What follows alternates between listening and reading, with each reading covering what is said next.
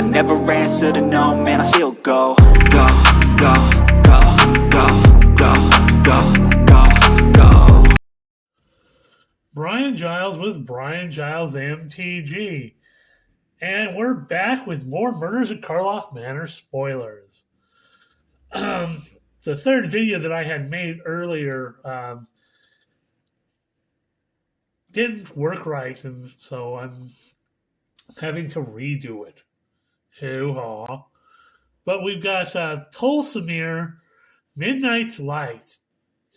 A green, 2 white, and 2 for a 3/2 legendary elf scout with lifelink.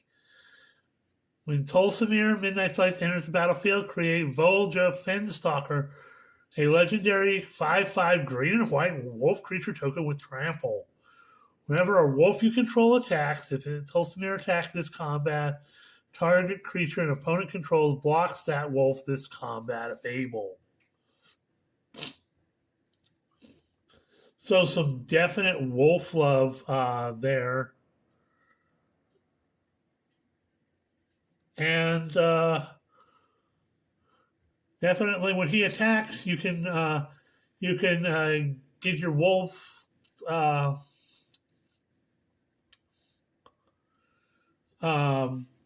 kind of like a lure effect. So, hoo-ha, and there's the token that he creates.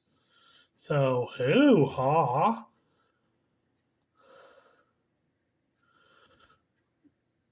So next up is Trostani 3 Whispers. So it's a green, a hybrid green-white, and a white for a 4/4 legendary Dryad. It has pay a green and 1, target creature gains death touch until end of turn. Pay a hybrid green or white, and a target creature gains vigilance until end of turn. Pay a white and 2, target creature gains double strike till end of turn. Now, we just talked about Tulsamere, and you know, this synergizes very well with Tulsamere. You can give his wolf death touch, vigilance, and or double strike till end of turn. You know, 5/5 with double strike, ouch. 5/5 with vigilance and double strike, that's gonna hurt. 5/5 with death touch, double strike, and vigilance, you're gonna feel that in the morning. Seeing that's gonna really change things up. Next up is Kylox Visionary and Inventor. Now, a blue, a red, and 5 for a 4/4 legendary Viashino Artificer with Menace Ward 2 and Haste. Whenever he attacks, sacrifice any number of other creatures and exile the top cards of your library where X is their total power. And you may cast any number of instants and or sorcery spells from among the exiled cards without paying their mana cost. So he can be really fun. He's got a beefy casting cost, but he's definitely fun. He pops off, things are going to happen. Next up is Case of the Ransacked Lab. And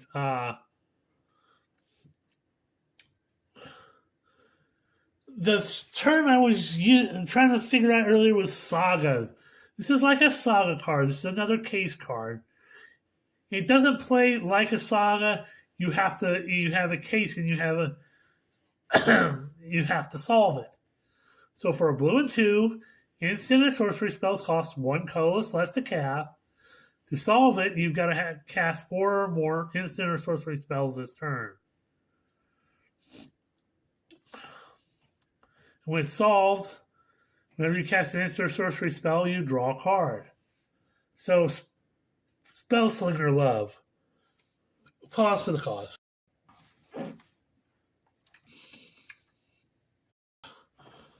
I'm back. Uh, Sorry, I've been dealing with a nagging sinus infection, and it causes stuff to drip down the back of my throat and causes me to have a gag reflex. So I apologize.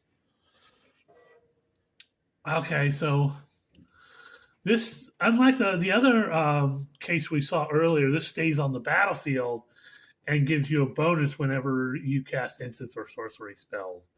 So, hoo-ha.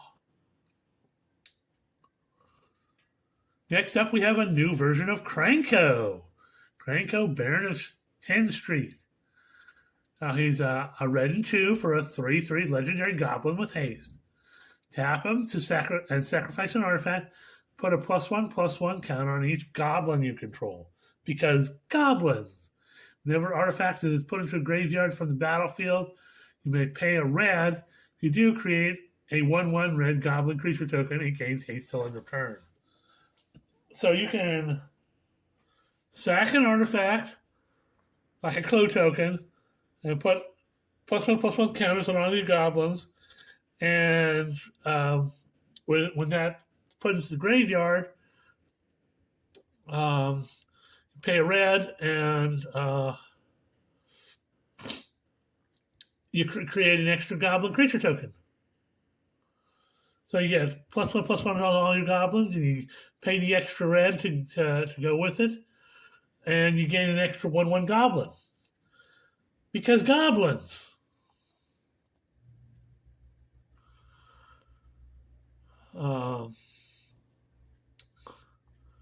So next up is War Leader's Call. For a red, a white, and 1. You get an enchantment that says creatures you control get +1/+1. So a little anthem action. Whenever a creature enters the battlefield under your control, deals 1 damage to each opponent. So hoo-ha. Next up we have Izoni, Center of the Web. She's a bit of a beefy 6 mana for a black, a green, and 4. You get a 5/4 legendary elf detective with menace. But whenever she enters the battlefield or attacks, may collect evidence, which means that you can exile 4 cards from your graveyard. If you do, create 2/1 black and green spider creature tokens with menace and reach. And if you sacrifice 4 tokens, you can surveil 2, draw 2 cards, and gain 2 life. So you can look at the top 2 cards and choose to put them in the graveyard, or you can leave them there, and then you can draw those 2 cards, and you gain 2 life. So hoo-ha, some life gain, some spider love. She'll fit really well in spider decks. I'm definitely gonna slot her in my spider decks for certain.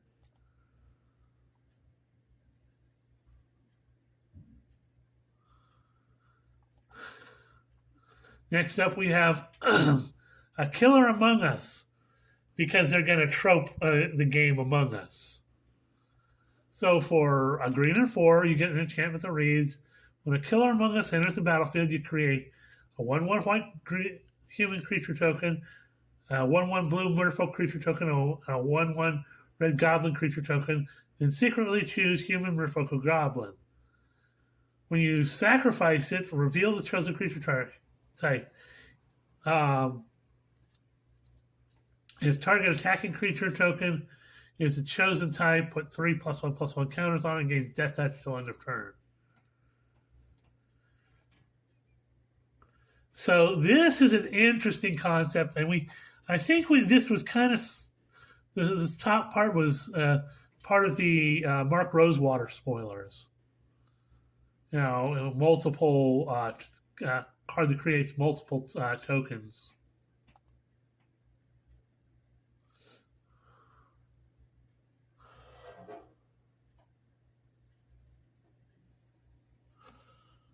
So next up we have Night Drinker Morai, which is a black and 3 for 4/2 vampire with flying. When it enters the battlefield, you lose 3 life. It has disguise for 2, and this explains the disguise mechanic, which I didn't really get a real handle on in the other video. So you cast this card face down for 3 generic. It's a cast face down as a 2/2 creature with ward 2, and you can turn it face up anytime for its disguise cost.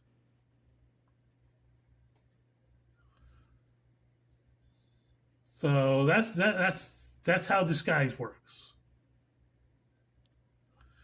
Next up, we have Gadget Technician. A blue, red, and 2 for a 3/2 Goblin Artificer. When it enters the battlefield or is turned face up, create a 1/1 colorless softer artifact creature token with flying. You can it has a disguise cost of a hybrid blue or red. So two blue or red to flip it up when you cast it face down for 3.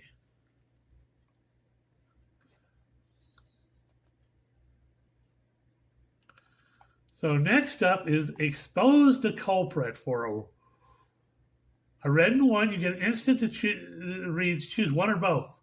Turn target face down creature face up, or exile any number of face up creatures you control with disguise in a face down pile. Shuffle that pile, then cloak them. And this explains the cloak mechanic that I could not, explain earlier. Cloak a card. You put it onto the battlefield as a face down as a 2/2 creature with ward 2. Turn it face up anytime for its mana cost if it's a creature card.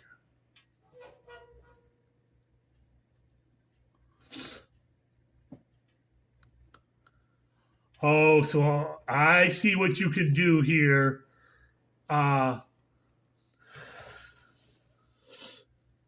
This is the sneaky way of but they say, you still have that ward 2.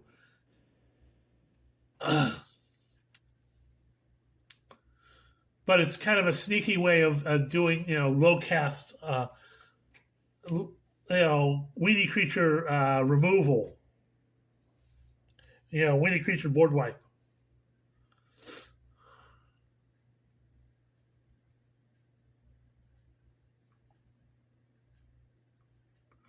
So, hoo-ha.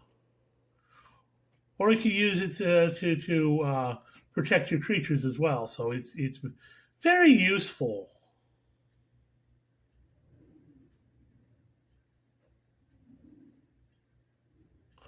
Also, you can use it to do a pseudo blink in red.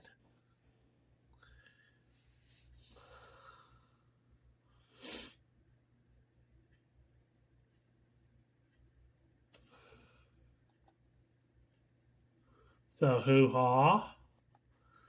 Then we have Sumala Sentry. And green and white for a 1/3 elf archer with reach. Whenever a face down permanent you control is turned face up, put a +1/+1 counter on it and a +1/+1 counter on Sumala Sentry. So again, using the face down mechanic, it's weaved better. They're starting to do the mechanics better. In the earlier days, they were really kind of janky, and they didn't work real well. But these days, the mechanics seem to be weaved throughout the set in a very useful and tactful manner.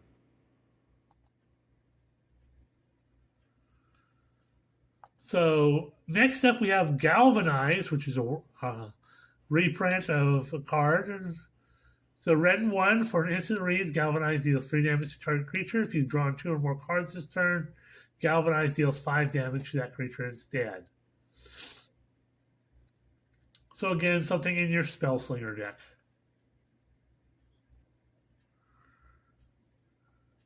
Then we have Crime Novelist. Gets me thinking about Murder, She Wrote, Father Dowling Mysteries. So it's a red and 2 for a 1/3 Goblin Bard. And if you sacrifice an artifact, like a clue token, put a +1/+1 counter on Crime Novelist and add a red mana. So this could be a fun card in your Goblin decks, especially with the new Krenko.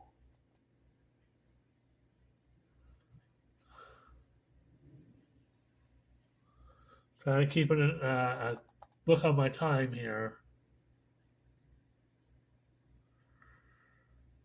We have Public Thoroughfare. It's another land. Enters the battlefield tapped. When it enters the battlefield, you got to sacrifice it unless you untap artifact or land you control. So it's got a little bit of a cost to get it in, but you can tap it to add 1 mana of any color. So it's mana fixing for certain.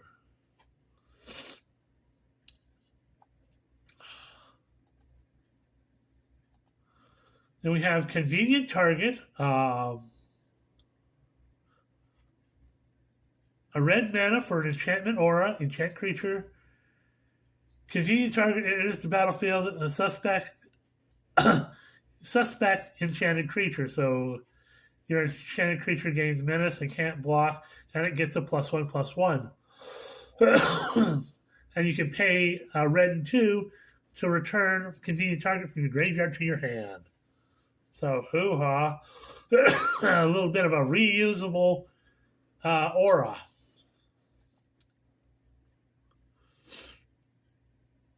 Then we have Airtight Alibi. A green and 2 for an enchantment aura. Has flash, enchanted creature. Enters the battlefield, untap the enchanted creature, gains hexproof till end of turn. If it's suspected, it's no longer suspected. And it gets +2/+2 and can't become suspected. So that's really, really powerful for the cost you're getting. You get an enchantment aura that you can flash in. It's you can unsuspect you can unsuspect creatures, give them +2/+2, and they gain hexproof till end of turn, and they can't become suspected.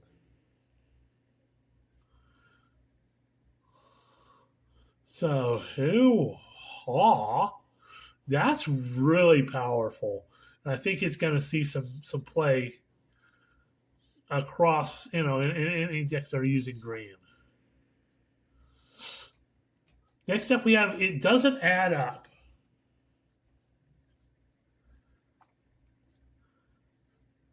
Which is 2 black and 3 for an instant that reads turn target creature cards from the graveyard to the battlefield and suspect. So it has menace and can't block. It's fine. It's a beefy for 5 mana, but excuse me.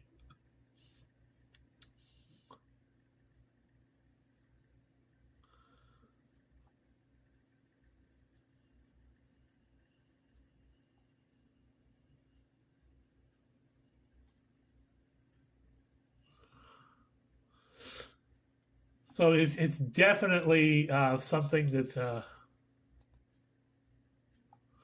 could be used for effect. Except we have Analyze the Pollen. Green mana, sorcery that reads, as an additional cost to cast a spell, you may collect Evidence 8, which means you can exile cards with total mana value of 8 or greater from your graveyard. Search your library for a basic land card. If evidence was collected, instead search your library for a creature or land card. Reveal that card, put it into your hands, and shuffle. Excuse my coughing. It's definitely, you know, a shooter card, and it's gonna see some play.